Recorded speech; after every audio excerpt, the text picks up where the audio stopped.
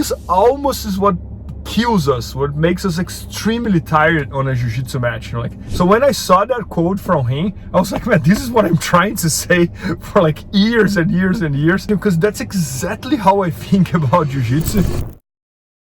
Jiu-jitsu rewards those who knows a lot about a few moves and knows a little about a lot of moves. Guys, I saw this quote from John Danaher, and it really called my attention because that's exactly how I think about jiu-jitsu. But John did what he does, and he was able to articulate that in a very, very, very good way. So I truly agree with these quotes that jiu-jitsu rewards those who knows a lot about a few moves and knows a little about a lot of moves. Guys, to me, that's exactly how jiu-jitsu works and how we should focus on jiu-jitsu. We should focus on developing a lot of knowledge on a few moves, not on a lot of moves, just on a few moves, on your core moves. That's something that I have been talking here on my YouTube channel for many and many videos, on your core moves. And you should also develop a little bit of knowledge on a lot of moves. And the reason why is because we want to learn everything, but we don't necessarily need to develop a lot of knowledge on everything.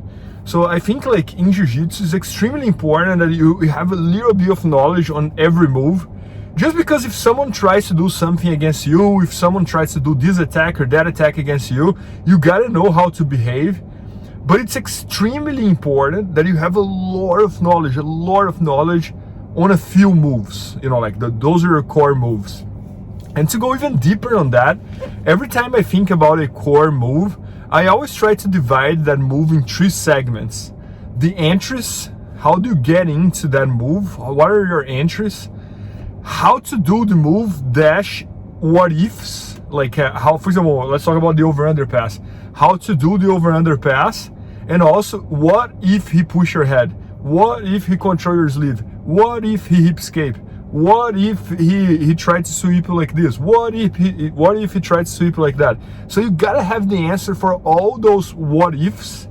And then the last part is how to finish the move, how to end the position. So for example, again, the over-under pass, if we get the side control, how to stabilize the side control. And what if my opponent doesn't let me control his head? What if my opponent doesn't let me go chest to chest in the side control? What should I do there? So we gotta know those 3 steps on every core move. And I think this applies for every move. So for example, guillotine choke. If you want to become, if you want to develop a lot of knowledge on the guillotine choke, you should have a lot of entries. Entry from the double leg, entry from guard, entry when they try to scramble with you, entry from the single leg, etc, etc, etc. Then you should be thinking like how to actually execute the guillotine and what of all the what ifs.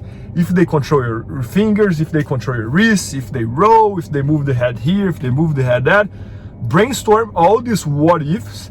And then the last part is how do you actually finish the guillotine? Like it's elbow up, or it's moving your hip here, or it's just like lifting your hip. What is the last 3% of the way you finish the guillotine? And guys, one thing I always try to emphasize is that this last 3%, this very end of the position, is just as important as the entrance and as important as how to do the move. And the reason why is, when I used to compete, I had a really good cardio in jiu-jitsu, like a very good conditioning. So I was the guy who would probably never gas out on a match. And the few times that I gassed out on a jiu-jitsu match was because I almost did something, you know, like I almost got the double leg, I almost swept the guy with the half guard, I almost passed his guard, and this almost is what kills us, what makes us extremely tired on a jiu-jitsu match, you know, like the almost double leg that you went for and you didn't get the take. Now you spend all your energy and now you're totally tired. So knowing how to end the moves is just important as knowing the entries and as how to execute the move and all the what ifs and this and that. So I love segmenting each position, those 3 topics, because I think that helps us to understand how to acquire the knowledge on each move. You know, because sometimes it's easy to say like, oh, you're gonna have a lot of knowledge about this move, but knowledge where? So now you can think kind of like knowledge on the entries, knowledge on the what ifs, and knowledge on how to end the move and that kind of stuff. So again, I think that's what John does that differentiates him from every other jiu-jitsu instructor. He can articulate concepts, ideas, and techniques better than anybody else. So when I saw that quote from him, I was like, man, this is what I'm trying to say for like years and years and years, but I was never able to articulate as good as he did. So I'm gonna repeat, jiu-jitsu reward those who knows a lot about a few moves and a little about a lot of moves.